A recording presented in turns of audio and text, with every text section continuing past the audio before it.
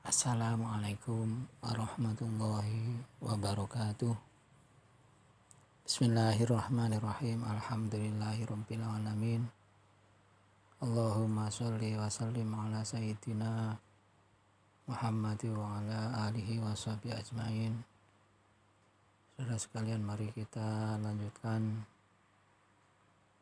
materi kuliah kita statistik. Diktatnya disiapkan, kemudian kita menginjak pada bab berikutnya,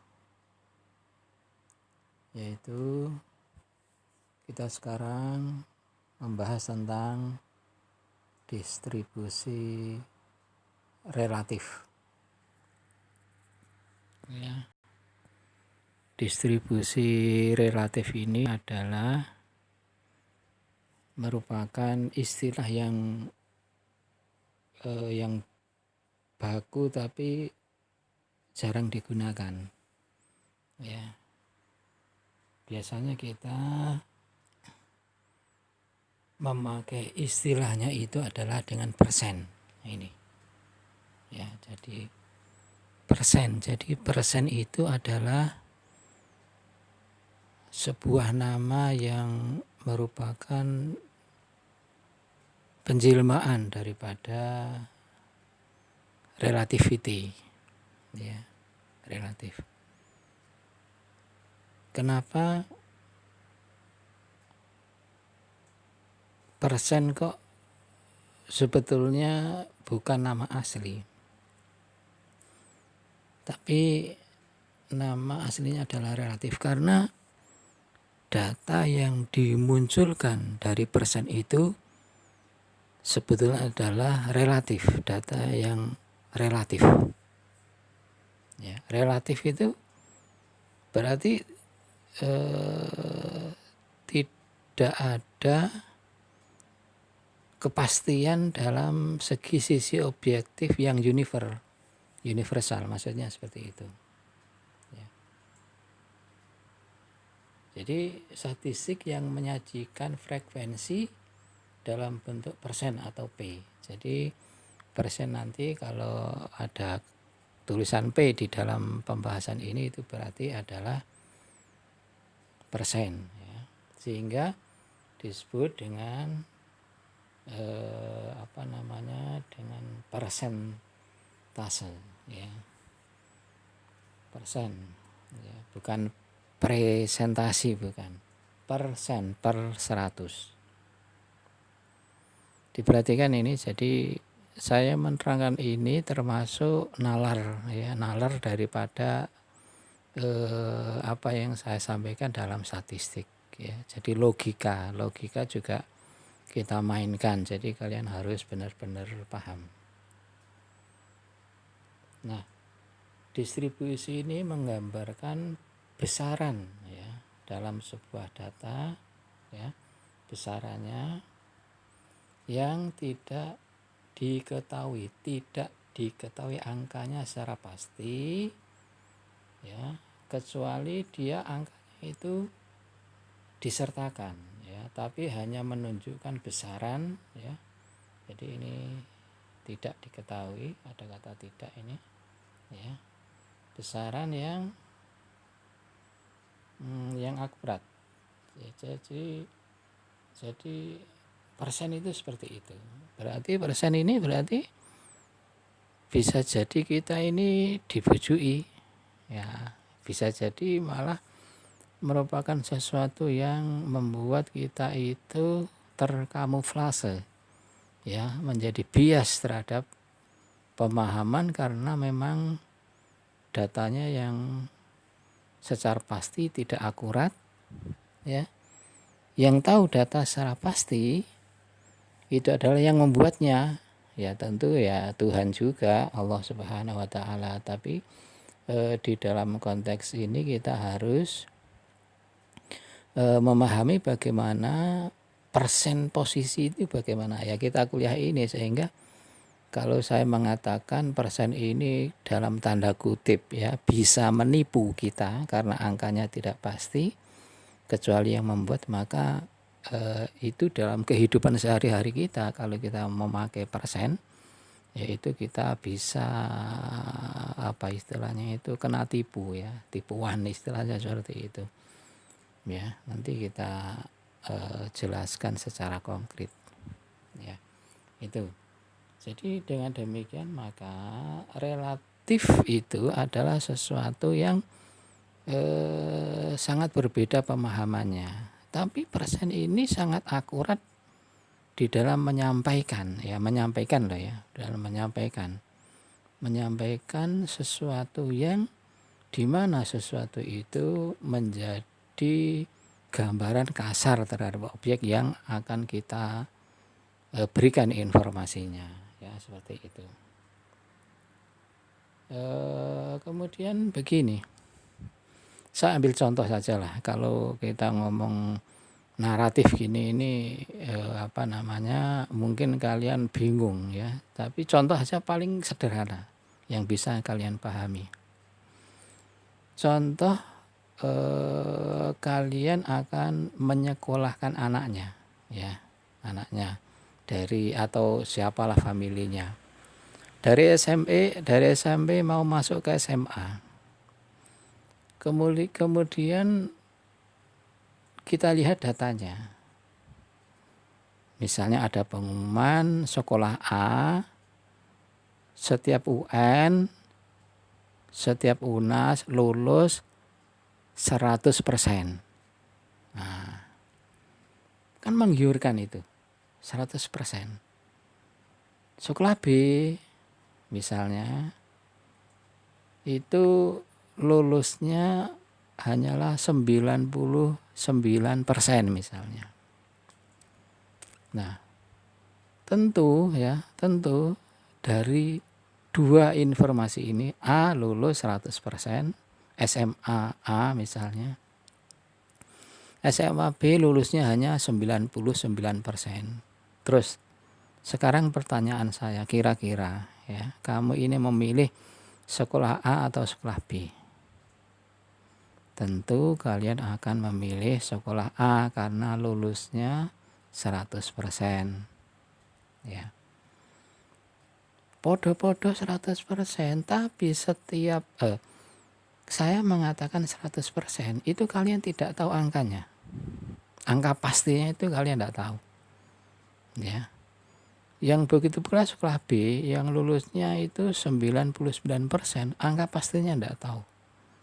Nah, sekarang mungkin saya buka informasinya. Sekolah A lulus 100% karena siswa kelas 3 yang mengikuti UNAS hanya ada 5 orang. 5 siswa kelas 3 itu hanya 5 ndil, sehingga mereka lulus semuanya 5, itu berarti ya lulus 100%. Sekolah B, ya sekolah B, siswanya tidak 5 orang tapi 5.000 sing kelas 3 sing ikut UNAS. Ya karena banyak siswa maka ada yang sedang masalah, ada yang sedang sakit, ada yang sedang stres. Ya apalagi di pesantren ada yang banyak permasalahan sehingga yang lulus tidak 100%. Nah, ini contohnya seperti itu. Ya. Sekarang contoh saja, ya. Contoh aja lagi di rumah sakit, mohon maaf rumah sakit. Rumah sakit A, ya, angka kematian setiap minggunya itu 0%.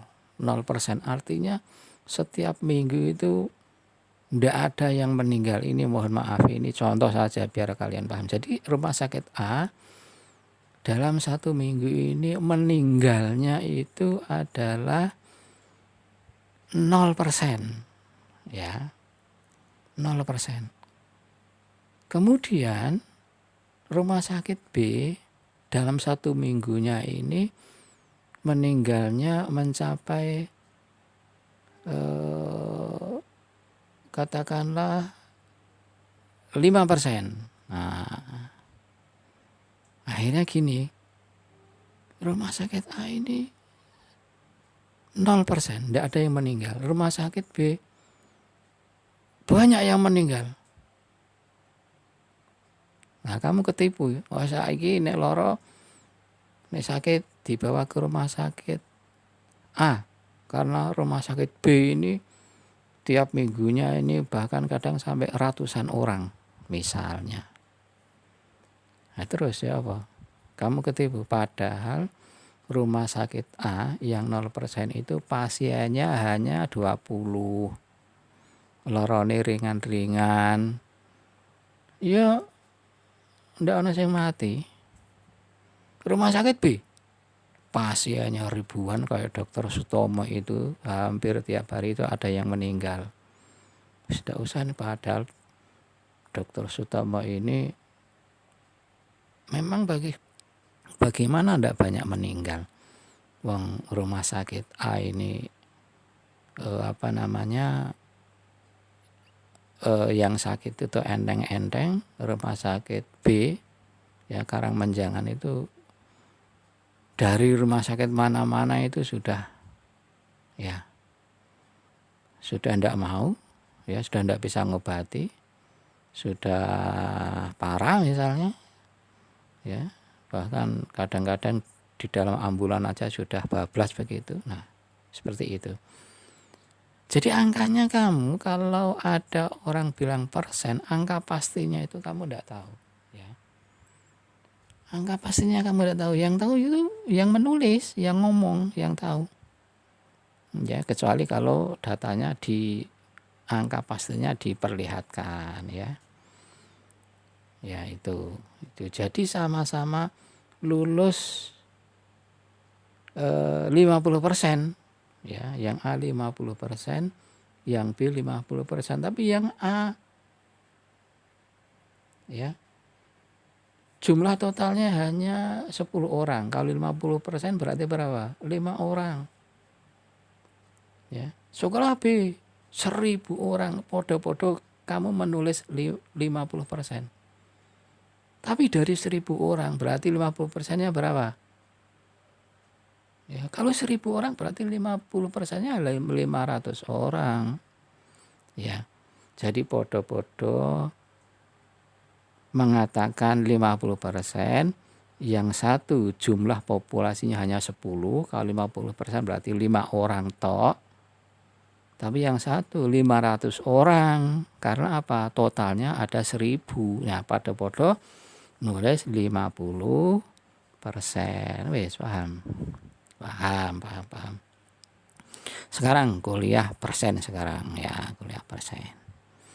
Kamu setelah kuliah dengan saya ini, saya harapkan kamu membuat persen itu wis ndak bingung lagi ngono lho, ambek merem ngono wis iso. Ya. Ambek merem ngono wis iso. Itu saya harapkan seperti, makanya benar-benar diperhatikan, ya.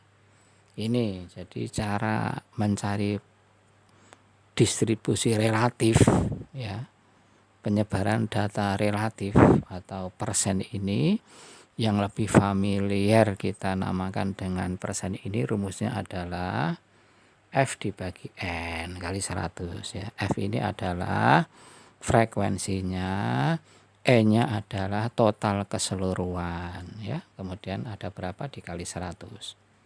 Sudah gampang, ya, untuk mencari persen itu. Contoh ini, ya. Wes perhatikan loh, ya.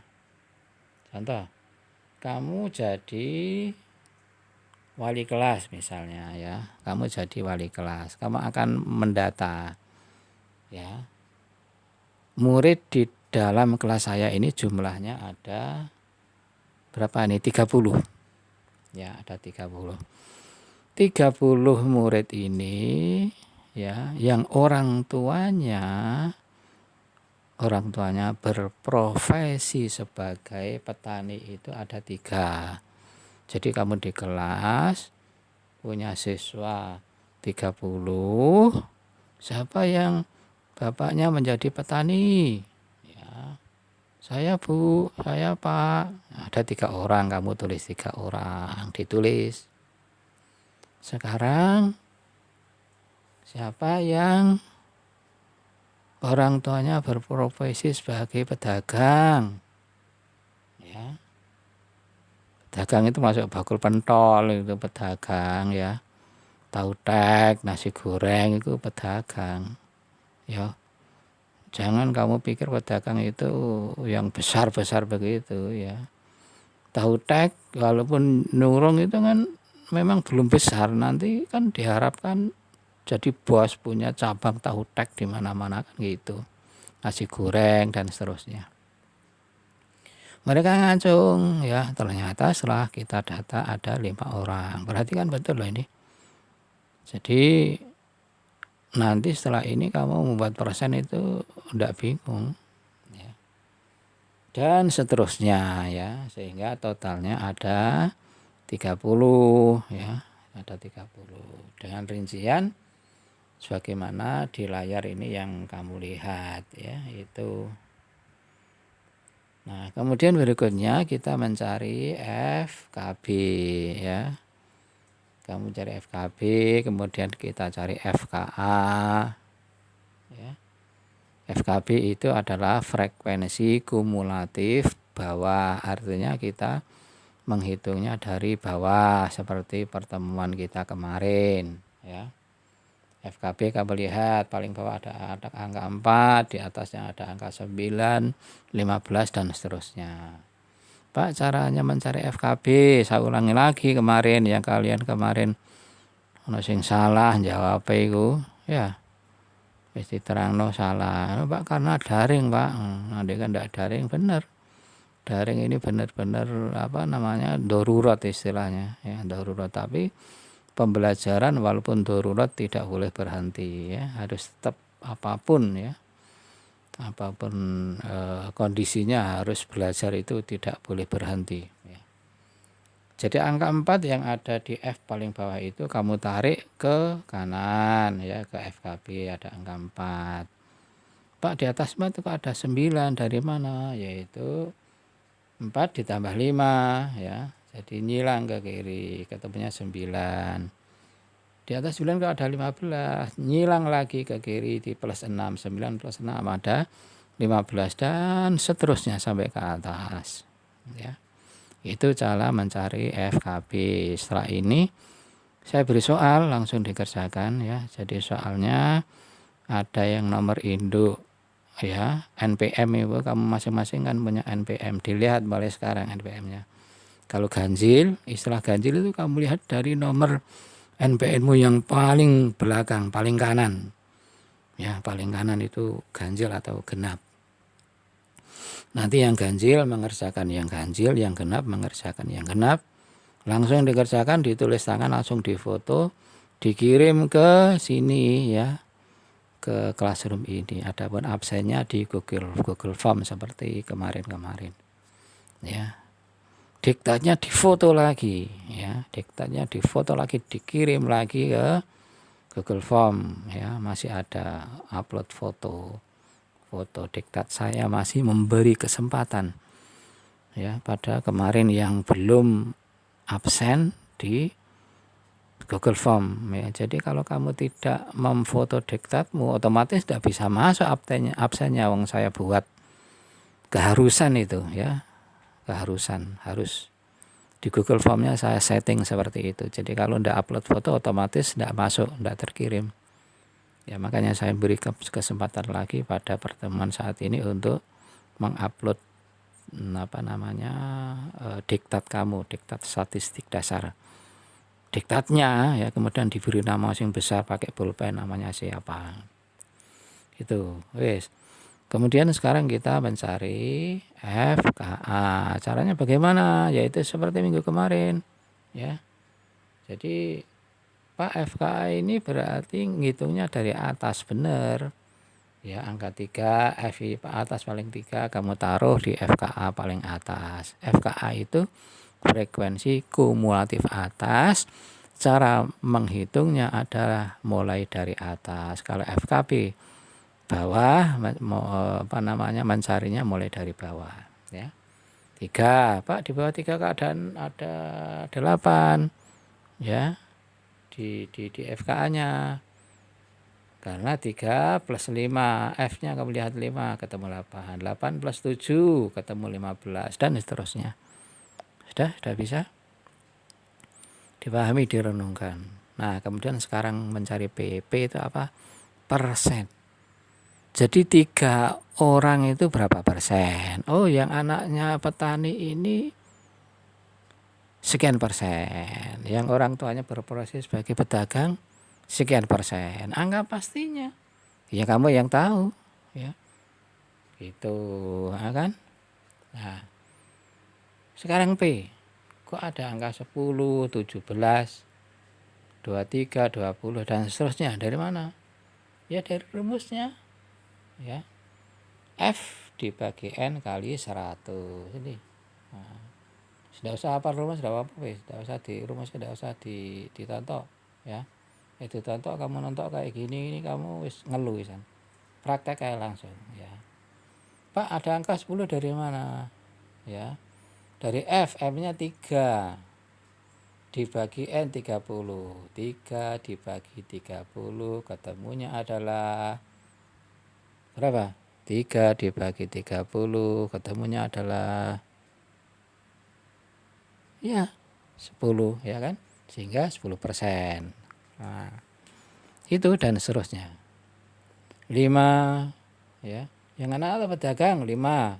Anak pedagang sekarang 5 dibagi 30 sama dengan berapa? Kali 100. Ketemunya adalah 17%. Yang anaknya pabrik, ya, di pabrik. Itu ada 7. Cara mencari persennya adalah 7 dibagi total siswa berapa? 30 kali 100, ya. Jadi 23%, ya, dan seterusnya. Anaknya guru ada 6. 6 dibagi 30 atau banyak berapa? Kali 100%. Kali 100 ketemunya adalah 20. ASN ini PNS, ya. PNS itu istilah dulu. Istilah undang-undang ini adalah ASN, ya. Undang-undang terbaru, ya. Aparat sipil negara, ASN. Dah 5 dibagi 30, ya, kali 100 ketemunya adalah 17. Lain-lain, ya, lain-lain itu termasuk tidak kerja, ya, lain-lain. Pak, tidak kerja kok bisa menyekolahkan anaknya di sekolah ini, ya, dan sebagainya. Rezeki itu urusan Tuhan, bukan urusanmu. Kamu hanya punya kewajiban untuk ikhtiar. Yang memberi itu adalah Allah Subhanahu wa Ta'ala, kan itu kan, ya. Ya, 4 dibagi 30 kali 100 ketemunya adalah 13. Kamu jumlah total dari atas. Di jumlah itu hukum wajib jumlahnya harus ada 100. Kalau kurang atau lebih itu berarti kamu salah menghitungnya. Untuk itulah batas atas, nyata, dan bawah 0,5 itu 5 yang rata-rata kebanyakan ke atas, tapi dalam kondisi tertentu, ya, dia bisa ke bawah, ya, seperti itu. Itu P-nya, ya, persennya. Jadi petaninya 10%, pedagangnya 17%, dan seterusnya. Anaknya tukang pabrik 23%, dan seterusnya. Ya, P-nya ini juga kamu cari PKB dan PKA-nya, ya. Persen kumulatif bawah itu PKB, PKA persen kumulatif atas. PKB menghitungnya dari bawah 13, 30, dan seterusnya. PKA-nya menghitungnya dari atas, ya, 10, kemudian 27, kemudian 50, dan seterusnya, ya. Itu adalah distribusi relatif. Sudah, kuliah kita sampai di sini saja. Kemudian soal terstrukturnya langsung dikerjakan, ya, di kertas. Ini yang nomor ganjil, F-nya ini kamu cari sing kosong-kosong ini, Ya, P-nya harus jumlah total 100.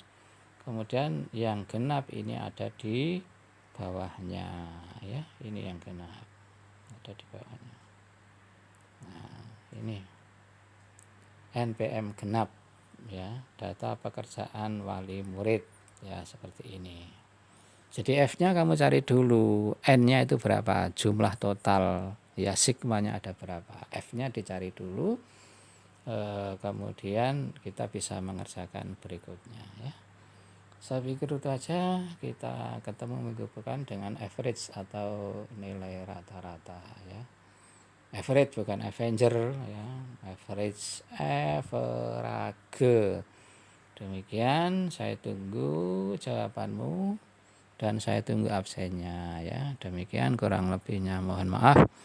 Wa akhiran wassalamualaikum warahmatullahi wabarakatuh.